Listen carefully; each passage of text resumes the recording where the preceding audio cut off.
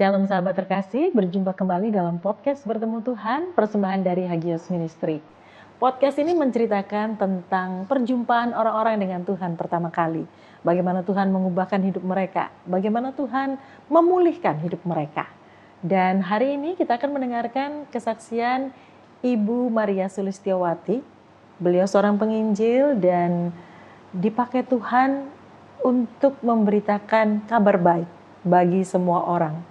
Tapi jauh sebelum itu, beliau dulu pengen jadi penyanyi dangdut. Tapi gimana ceritanya sampai beliau akhirnya ditangkap oleh Tuhan? Simak kisahnya. Shalom Bu Maria. Shalom Bu Wahyu. Cocok banget jadi WL, jadi penyanyi dangdut Bu ya? Oh puji Tuhan. Dulu pengen jadi penyanyi dangdut, ternyata dijadikan penyanyinya Tuhan. Haleluya. Itu jauh lebih jos. Iya. Ini saya kali pertama bertemu dengan Ibu Maria, menyenangkan. Puji Tuhan. Saya dengar banyak hal dari beliau. Dan sahabat terkasih, kita akan belajar sesuatu dari kisah hidup Bu Maria. Sebelum kenal Tuhan Yesus, Bu Maria seperti apa sih? Saya dulu adalah seorang anak mandor, anak orang biasa yang tinggal di kampung. Jujur bisa dikatakan kampung kumuh ya Bu. Karena hanya tinggal di kos-kosan ukuran 3 meter kali 3 meter, dan di situ saya berjubel dengan adik saya, dengan kakak saya. Berapa bersaudara? Saya 6 bersaudara. 6 bersaudara? Saya yang kelima. 3 kali 3, 6 bersaudara plus papa mama ya? Iya. Aduh. Tapi waktu tinggal di kos yang 3 kali 3 itu kakak 1, 2 sudah berumah tangga. Yang ketiga sudah ada di belakang kos, jadi kamar sendiri. Tapi kita ngumpul di situ itu 4-5 orang.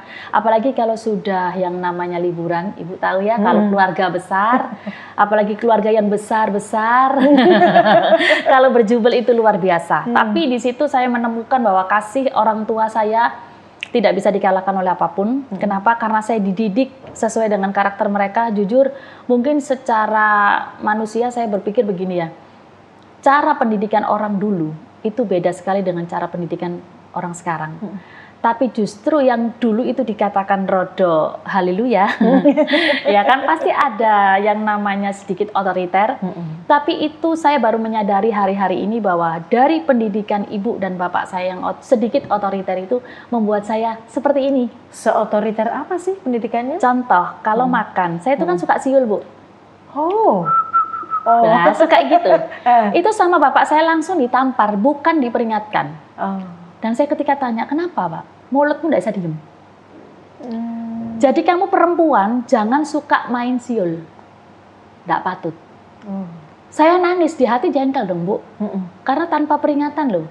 Kartu kuning kayak, kartu merah kayak, enggak, langsung main tampar. Dan bapak saya seperti nggak bersalah gitu. Nah, kemudian kalau ibu saya paling tidak suka makan sayur. Nah, waktu itu ada yang namanya rumor, penyakit nggak bisa ada obatnya, hanya bisa dikasih penangkal sayur asam yang jenis sayurnya itu ada 17. 17 jenis. Saya kalau ngelihat itu sudah kayak ngelihat ngeracun, Bu. Tapi ibu saya sudah pegang ini, sapu lidi, makan. Nggak makan, bilur. Saya makan tuh saya lihat gini tanpa saya kunyah dan langsung saya telan Bu. Aduh. Bukan jadi vitamin, malah jadi bumerang buat saya. Dan ibu saya kalau sudah waktunya ujian, waktunya ulangan, bangun subuh. Setelah kamu melakukan kewajiban kamu, belajar. Kasih saku, kalau kamu tidak sarapan, tidak boleh berangkat. Dan bahkan saya pernah ngalamin telat bayar SPP Bu. Saya diskors. Saya jengkel sama kepala sekolah. Itu motornya kepala sekolah, saya buka tempat oli, saya kasih pasir 1 genggam. Kemudian begitu saya tutup, selesai, kepala sekolah saya waktu starter, motornya saya pura-pura bertanya loh Bu, ada apa Pak? Kenapa? Aduh kasihan. Padahal saya yang bikin bumerang. Padahal juga ya. Gara-gara saya sakit hati, saya diskors karena saya nggak bisa bayar SPP. Dan waktu itu memang bapak ibu saya bener-bener nggak punya uang. Tapi saya masih punya semangat belajar. Dan ketika itu surat untuk orang tua yang dikatakan saya diskors, itu nggak saya kasihkan ke ibu saya. Saya buang. Saya setiap hari berangkat sekolah. Dan ibu saya nggak pernah tahu selama seminggu saya diskors. Apa yang saya lakukan selama seminggu? Saya berangkat sekolah, Di samping sekolah itu ada gang kecil. Nah, di sebelah gang kecil itu ada orang jual lontong mie. Semua anak SMP, SD itu kalau istirahat pasti makan lontong mie. Nah, saya di warung itu. Saya bilang, "Bu, saya bantu cuci piring, enggak usah saya dikasih gaji. Pokoknya aku gak ono mangan." Ibu itu setuju. Jadi setiap kali teman-teman saya istirahat, saya pakai seragam itu melayani mereka. Setiap hari saya itu dikasih gorengan 5 sama lontong mie 2 porsi. Kan enggak digaji, Bu. Iya. Dibawa pulang, ibu saya heran. "Kamu ini uang dari mana? Setiap hari kok kamu itu punya aja, yang padahal itu saya dikasih sama ibu warung tadi." Berjalan 1 minggu. Kemudian di hari Sabtu, harusnya kan Senin itu sekolah. Saya mikir, waduh ini waktunya bayar SPP. Apa yang aku lakukan? Waktu itu mungkin saya hari ini baru sadar kalau itu mujizat. Kenapa saya katakan mujizat? Saya ke gang, nemu uang, Bu. 20.000. Sedangkan waktu itu SPP saya 3 bulan itu cuma 18.000. Oh, masih kembali? Masih kembali toh. Nah, waktu itu saya bawa pulang, "Bu, aku nemu uang." Ibu saya takut, "Ini uang pasangan kah?" Sama ibu saya direbus no air, Bu. Itu uang direbus. Karena apa? Ya mitos. Ya kan? Dan itu ibu berarti kecil belum kenal Tuhan Yesus ya? Belum kenal Tuhan Yesus. Ini masih di luar Tuhan Yesus. Masih di luar Tuhan Yesus. Jadi jahilnya saya itu jangan sampai nurun ke anak saya. Dan waktu berjalan, nah saya itu ditaksir sama laki-laki. Itu suami saya. Yang akhirnya jadi suami saya. Nah, di situ saya tidak melanjutkan SMP karena ibu saya tidak melanjutkan sekolah SMA karena ibu saya katakan perempuan cukup SMP. Yang penting kamu bisa baca, kamu bisa tulis, kamu bisa hitung, nggak usah SMA, ngabisin uang. Jadi kamu kerja cari uang buat nafkahi hidup kamu sendiri. Keras nggak, Bu? Keras sekali, Bu. Ya. Akhirnya ya sudah, saya ikutin ibu saya kerja. Saya kerja dan saya banting tulang dari jam 7 pagi, pulangnya itu jam 5 sore. Saya cuma dapat gaji 1 minggu itu 15.000. Cuma 2.500 loh, Bu. Kalau saya mau dapatkan lebih, saya harus kerja lagi dari jam 5 nyambung sampai jam 10 malam. Barulah saya dapat sehari 5.000. Berarti 1 minggu saya dapat 30.000. Tahun berapa itu, Bu? Tahun kurang lebih 96, 97 ya. Karena 98 saya sudah menikah.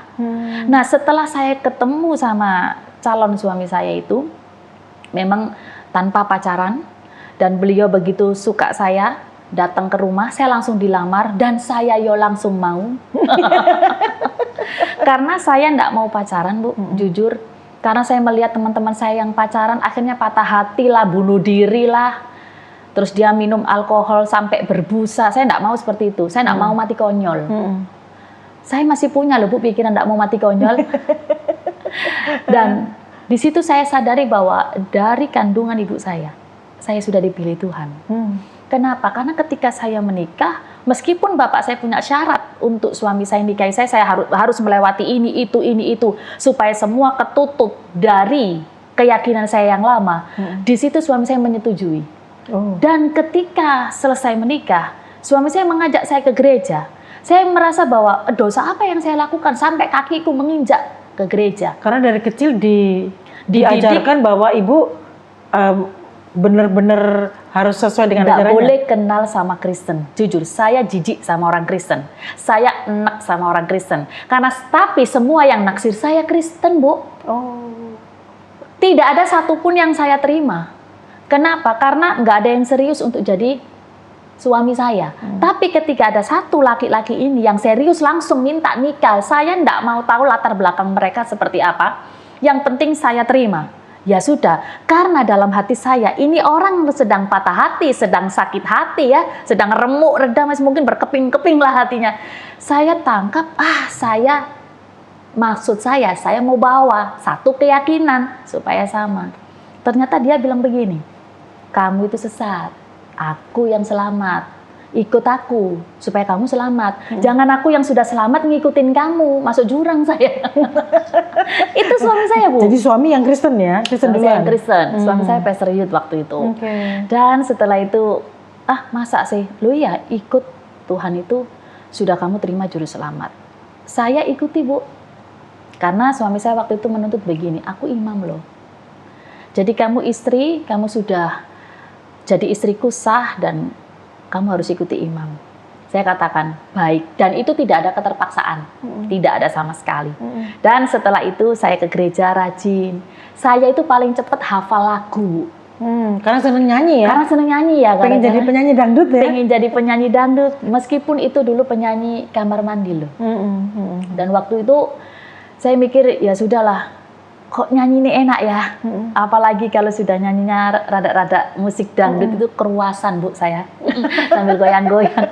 Sebentar, Ibu pertama kali ke gereja itu apa yang Ibu rasakan? Saya merasakan saya takut berdosa. Takut berdosa? Takut berdosa. Karena keyakinan lama saya menganjurkan bahwa jangankan kamu masuk, kamu lewat depan gereja kamu sudah berdosa. Itu saya bukan hanya lewat, tapi saya masuk duduk di situ.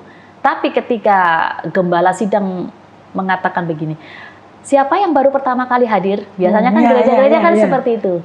Saya ini nggak mau berdiri, kan disuruh berdiri Bu. Terus diucapi selamat, selamat beribadah di sini. Saya nggak mau berdiri, nggak mau. Suami saya ngadek kok, ngadek kok. Sekarang, lo ya masa tahun depan kalau udah sekarang.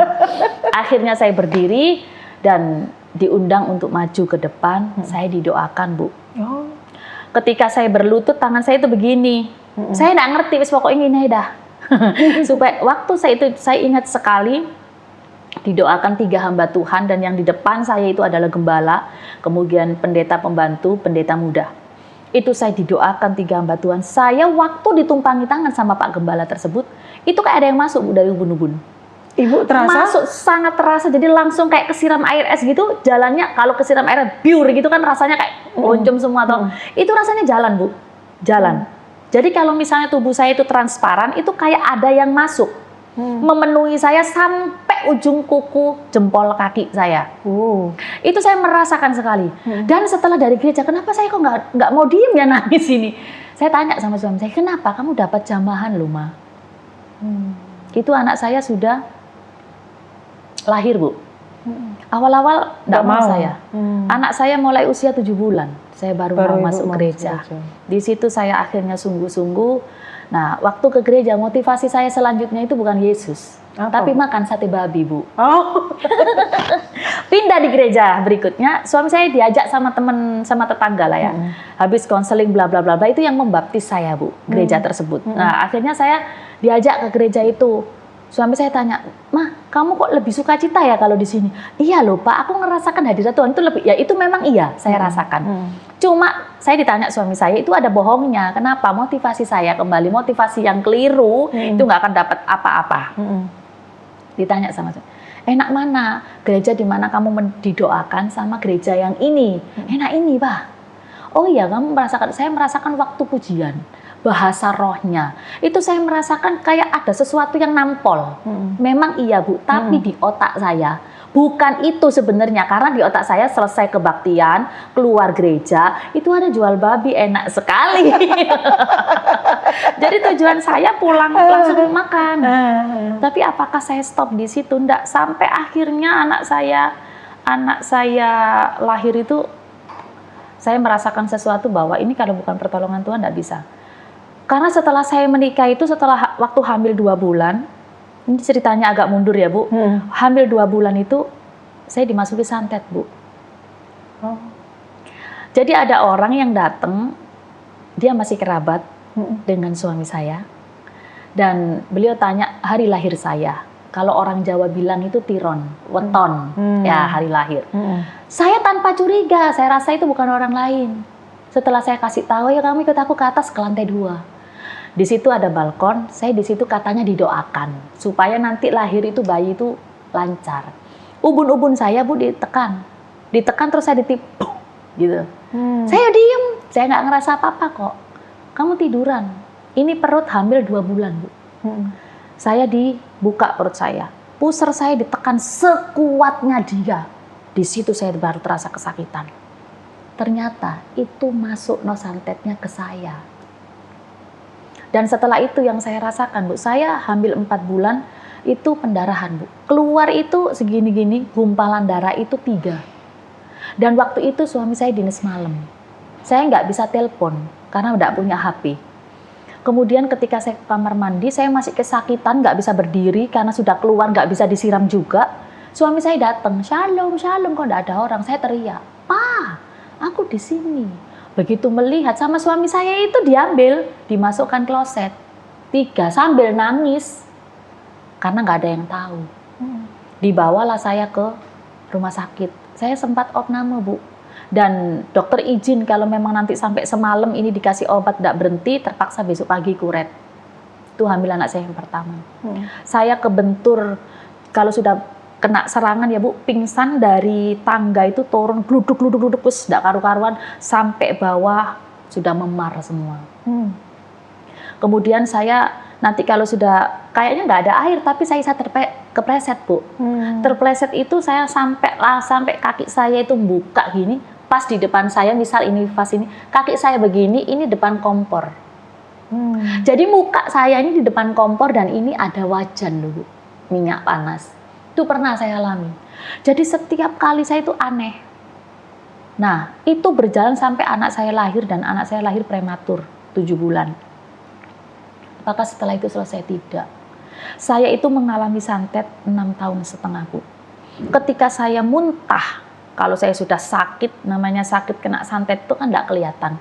Cara kerja iblis itu di mana kelemahan kita, dia masuk. Nah, waktu itu saya kan selalu sedih. Kenapa sih kok ada orang seperti ini? Nyakitin saya tidak nyakitin dia. Akhirnya Bu, suami saya ngomong gini, sudah jangan cari kenapanya, cari solusinya. Nah, di situ suami saya mulai, namanya Kristennya bunyi 2 kali. Tahu Bu, Kristen bunyi 2 kali? Kristen-Kristenan. Jadi tidak asli. Ya, semua barang yang bunyinya 2 kali itu abal-abal. Handphonean. Berarti mainan tuh Bu.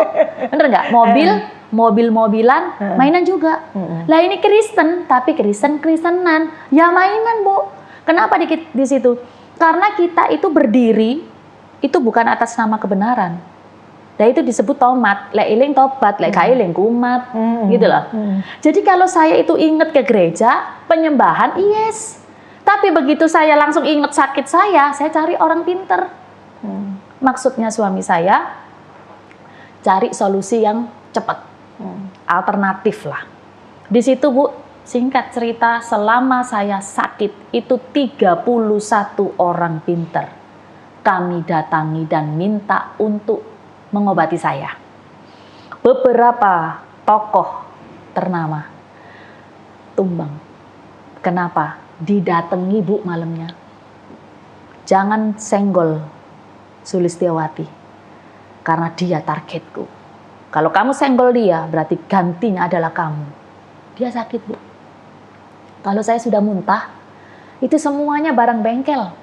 Ada mur, baut, pines, jepitnya kos kaki, kerikil, itu keluar semua dari mulut saya.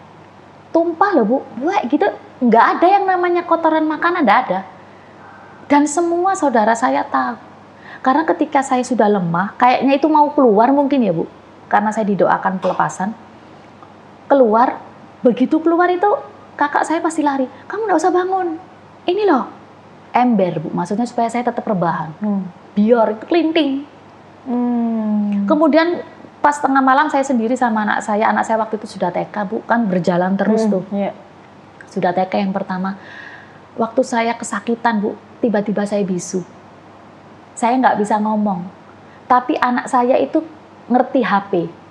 Dia bisa SMS kan waktu itu, ngomong sama papanya dinas malam. Datang, mama bisu, cuma gitu, dia sudah TK waktu itu. Mama bisu, datang suami saya. Dinasnya dihandle sama temennya, seperti itu Bu. Dan itu berjalan terus. Setelah didoakan, saya tuh kan kayak batuk yang hebat sekali. Tiba-tiba di tengah lidah saya itu keluar lidi Bu. Lidi 2 cm. Suami saya nggak tidur semalaman. Kenapa? Ini apa lagi? Jadi semua yang keluar dari tubuh saya itu diplastiki Bu. Kenapa? Karena nanti harus kita bakar. Kalau satu dibakar, orang malah banyak tanya. Tapi kalau langsung itu kan kayak bakar sampah. Nah kemudian Bu, semalam itu nggak tidur, kita terus toh doa. Suami saya nyetel lagu-lagu pujian. Dia sambil, Tuhan aku doa itu sing tak ucapno sama. Jadi ya wes aku nyembah aja. Suami saya selalu Bu penyembahan. saya muntah-muntah lagi, Bu. Yang keluar lagi gulungan kertas. Gulungan kertas itu pakai bahasanya bahasa yang dulu saya pelajari. Dan puji Tuhan saya bisa membaca. Dan bunyinya, oke, aku kalah, tapi jangan kira aku menyerah. Itu suami saya langsung, blessing nantang Yesus. Suami saya langsung kan kayak geram gitu ya. Itu ditali sama benang hitam loh, Bu. Tulisan itu keluar bener-bener dari lidah saya. Nah, setelah itu dikumpulkan lagi. Udah, suami saya dinas, kakak saya yang nomor 2 jaga saya. Saya mau muntah lagi. Kakak saya cepet lari bawa ember. Dan yang keluar itu kering. Kering, tidak ada yang namanya liur atau apapun. Tapi apa, Bu? Peniti, Bu. Peniti yang posisinya buka dan yang tajam itu di ujung. Jadi kakak saya itu sampai jatuh, Bu. Pegang ember itu. Buat muntahnya saya, tapi yang keluar kelinting. Kakak saya itu kaget tuh langsung gemeter. Kakak saya jatuh. Ya tuh, ya Allah, macam-macam yang diucapkan, tapi ya gimana lagi, memang itu kondisinya. Dan setelah itu kakak saya itu diem kayak ketakutan. Teleponan bojomu, aku ndak berani jaga sendiri. Akhirnya ibu saya datang, bapak saya datang. Dan terus Bu itu keluar, selama saya dilayani pelepasan, itu sekali doa, 2 jam. Setelah didoakan saya kayak sarung dibuang. Lemes Bu saya, karena yang keluar banyak. Setelah didoakan saya pulang dari ibu rohani saya, di rumah ya keluar kayak tadi. Tiba-tiba perut saya menggembung Bu, kalau sudah menggembung besar, itu urat perut kelihatan. Ibu pernah lihat balon yang ketipisan? Itu perut saya. Suami saya itu kadang kalau mendoakan, ya Allah, Tuhan ojo meledos ya. Karena takut Bu. Dan di situ ibu saya bingung, aku ndonga apa? Aku ndonga apa, aku gak isa, aku bingung.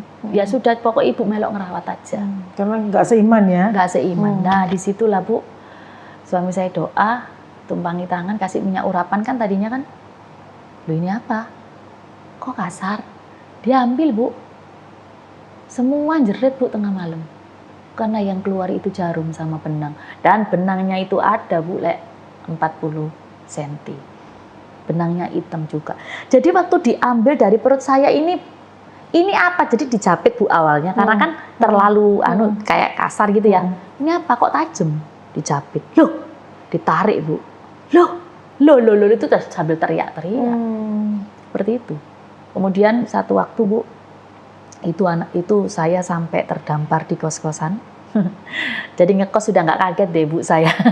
Ngekos tuh 4,5 meter kali 4,5 meter. Padahal suami saya ada rumah Bu. Tapi ketika saya masuk di situ, saya langsung ke lantai terjun saya begini. Jalan di lantai begini. Kayak ular. Dan itu buat tontonan tetangga-tetangga di sana. Kalau saya masuk di situ luar biasa menjadinya. Nah, ketika saya didoakan dan terus Bu keluar satu persatu keluar. Satu waktu suami saya dinas malam lagi kan, dinasnya itu pagi siang malam off, pagi shift siang malam off gitu. Nah, waktu itu dinas malam saya dijaga sama ibu saya. Saya ke belakang itu Bu, enggak keluar-keluar Bu, dan itu kan kamar mandi umum. Nah, ada namanya umum Bu, kalau saya enggak keluar-keluar ada gedor-gedor dong. Itu yang keluar bukan kotoran. Sorry to say Bu, yang keluar batu. Batu itu dari depan dan belakang. Sakitnya seperti apa? Waduh Bu, berdarah-darah sudah. Udah, kemudian saya sekitar jam 1, saya kepingin pipis. Tapi di situ saya ngerasakan perih. Ya pasti dong, habis ngeluarin batu. Apa ini? Saya tarik Bu, saya jerit. Karena itu silet. Silet itu dipatahkan, tapi yang tajam tetap di samping Bu. Ini tuh dipatahkan, terus kan jadinya kan separuh-separuh tapi numpuk gini kan. Itu diikat sama benang hitam. Nah, itu saya tarik sendiri. Dan kesakitan saya bawa ke ibu saya. Ibu saya nangis. Jadi malam waktu itu kita nggak berhenti. Dan itu hampir setiap hari saya alami itu Bu. Sampai berbulan-bulan. Setelah saya didoakan pelepasan. Saya pernah ngalami gila Bu. 3 bulan saya dirawat di rumah sakit Surabaya. Dikasih psikolog, dikasih psikiater, nggak mempan Bu. suami saya ketemu sama teman kantornya. Waktu itu saya juga ya masih lola ya, loading lama. Di situ suami saya, "Mas, kesini aja Mas." Nah itu salah satu orang pintar yang saya datangi mengatasnamakan dia hamba Tuhan. Kenapa? Doanya dalam nama Bapa, Putra, dan Roh Kudus. Nah suami saya mau Bu, namanya juga pengen sembuh gitu, ke sana. Ke sana itu Bu, kita disuruh beli apel merah, tapi yang com-comnya ini di bawah harus dihitung, ganjil. Kalau enggak 5, 7. 9 enggak boleh. Kalau enggak 5 harus 7. Kalau enggak 7 harus 5. Jadi suami saya cari, dan itu harus jumlahnya 11 apel. Jam segini saya harus makan apel 1, timun 1, ini diarahkan. Ikuti loh Bu, saya ikuti. Namanya juga pengen sembuh. Dia ngomong, "Pak, jangan takut Pak, istrinya nggak mungkin pingsan di jalan lagi." Loh kenapa? Saya sudah kirim ini Pak, bala tentara dari Laut Selatan. Saya kirim. Lah suami saya sempat bertanya-tanya, "Emang Bapak apanya kok sampai bisa mengerahkan?" gitu ya. Orang kan secara, dalam. secara logika kan pasti kita bertanya-tanya gitu loh. Sudah Pak, jangan banyak tanya, dilakukan aja. Tapi ini masalahnya istri saya itu bukan butuh bala tentara. Istri saya ini butuh sembuh, Pak. Istri saya ini otaknya dibalik. Boleh. Terus Bu dilakoni. Ke situ setiap minggu itu 2 kali Bu kita ke situ. Nah, singkat cerita di situ terakhir kali itu disuruh beli timun muda, katanya ini. Timun muda harus dibelah. Dibelahnya itu enggak boleh mandek, Bu. Enggak boleh begini. Jadi langsung set. Disuruh gosok di ubun-ubun saya. Dilakoni Bu. Dan ketika saya selesaiin saya ini, apa ini? Secara kasat mata saya sadar. Duh, siapa ini? Yang dimana kakak saya cowok, yang biasa saya sembah, saya panggil itu kayaknya wali. Saya selalu nih, saya panggil Abah. Karena saya melihat dia itu kayak orang kudus gitu loh. Kemudian ketika ini habis digosok, Bu, saya, Caca, saya tahu. Yang dimana saya benci, itu ternyata bapak saya. Yang dimana saya tidak suka, itu ternyata ibu saya. Gitu loh Bu. Itu semuanya, nah semakin yakin enggak Bu kira-kira? Kalau ada hasilnya. Yakin toh? Begitu juga keluarga saya. Yakin Bu. Tapi apakah Tuhan tidak tunjukkan dan lebih lagi, ditunjukkan lebih lagi. Mungkin saya diizinkan itu. Saya izinnya itu minta saya mandi di air terjun yang langsung supaya saya sembuh. Suami saya cari yang terdekat dari Surabaya itu Sedudo. Posisi begini Bu, mesin mati. Kita pakai mobil Katana. Turun Bu. Adik saya terlempar ke jurang, di situ saya teriak. Orang agama apapun mendoakan saya tertawa kayak mak lampir loh Bu. Ayo siapa sih bisa ngalahkan saya? Itu menurut cerita yang sadar, saya kan tidak sadar. Di situ saya mulai hilang ingatan. 3 bulan Bu, full.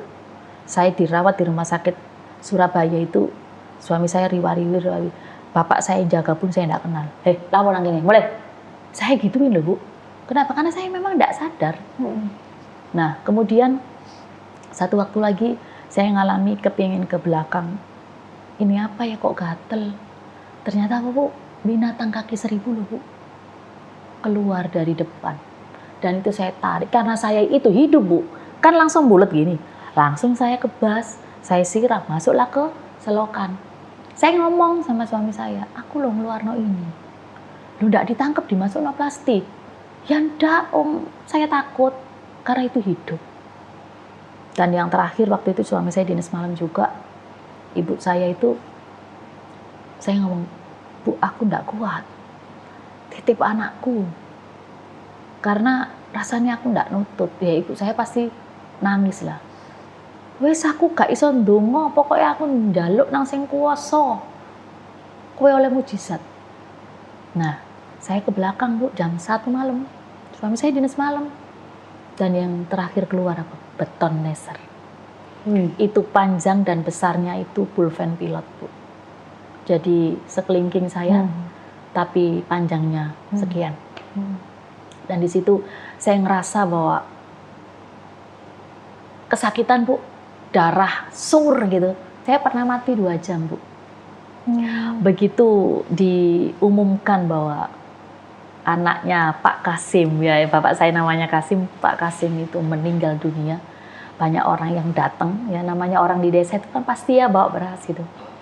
Di situ saya batuk-batuk, dan ketika itu ibu saya langsung teriak, anakku Rem gitu, langsung itu semuanya berhamburan Bu. Takut ya? Ibu saya meluk saya sambil nangis, dan dia katakan bahwa bersyukur kamu hidup lagi. Nah itu yang diingat suami saya, kamu nggak mungkin mati mah, karena dulu waktu kamu mati aja kamu bangkit kok, apalagi sekarang kamu masih ada nafas. Kita berdoa sepakat. Akhirnya kita doa bla bla bla bla, amin. Pemulihannya di mana? Di rumah sakit Bu, pemulihannya. Setelah itu saya serius sama Tuhan. Saya ngomong, Tuhan aku tidak mau Kristen bunyi 2 kali. Aku mau Kristen yang sesungguhnya, di mana aku paham dan mengerti kekristenan. Saya menyerahkan diri saya Bu. Setelah saya dibaptis Tuhan, pakai aku. Setiap kali ada WL yang semangat, apalagi kalau KKR Bu, di mana-mana saya ikuti. Sampai di Gelora 10 November saya ikut berapa kali Bu? Ikut. Di situ ada KKR 3 hari, 4 hari, saya ikuti setiap hari. Di situ Bu, akhirnya step by step Tuhan bawa saya. Saya ikut pemuritan, di mana di situ Ibu Rohani yang melepaskan saya, melayani doa pelepasan maksud saya. Kemudian saya melayani di situ, saya diterima sebagai pendoa. Maria mau jadi pendoa? Oh, mau Pak. BBI merangkap saya jadi guru sekolah minggu.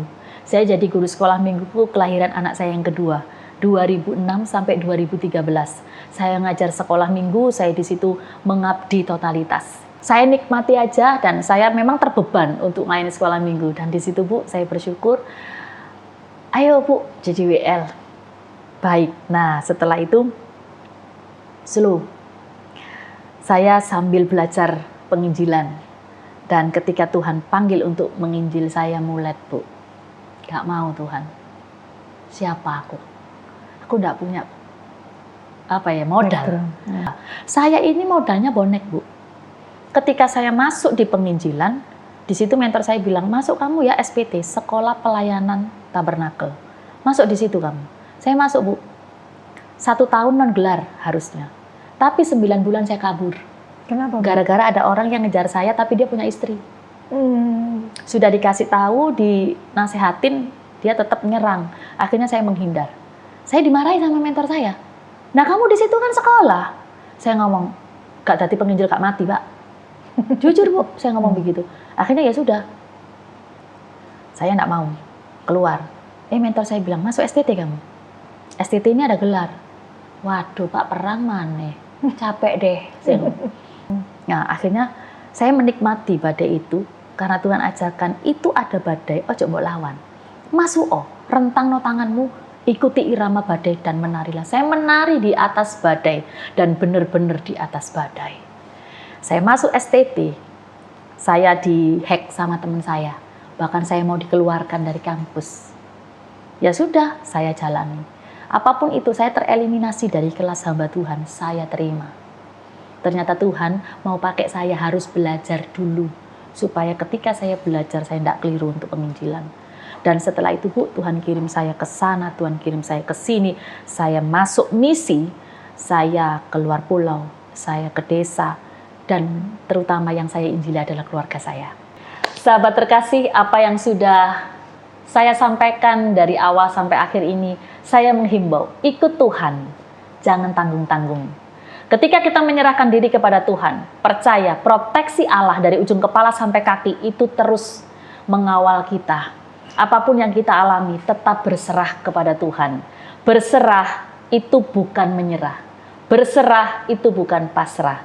Tetapi berserah itu melakukan apa yang menjadi bagian kita. Dan Tuhan melakukan bagiannya. Dengan kata lain, taat. T-A-A-T. Dibaca bolak-balik tetap taat. T yang pertama, Tuhan berfirman. A yang pertama, aku menerima. A yang kedua, aku melakukan apa yang aku bisa. T yang terakhir, Tuhan melakukan apa yang aku nggak bisa. Selama saya disantet, selama saya pernah mati, saya pernah gila, Semua itu adalah bagian yang harus saya jalani. Saya juga melakukan apa yang menjadi bagian saya untuk mencari Tuhan sampai saya ketemu. Jadi, jangan pernah berhenti cari Tuhan selama Dia berkenan untuk ditemui. Oleh sebab itu, biarlah semua kesaksian saya ini bisa memberkati siapapun yang mendengar dan bisa menjadi berkat bagi siapapun yang menerima. Karena saya percaya benih itu kapanpun pasti bertumbuh. Sahabat terkasih dimanapun Anda berada, ketika Anda mengikut Tuhan bukan berarti semua mulus. Justru di situ genderang perang ditabuh. Iblis menjadi musuh terutama Anda. Jangan kendorkan iman Anda, tetap percaya, berpegang teguh hanya kepada Tuhan.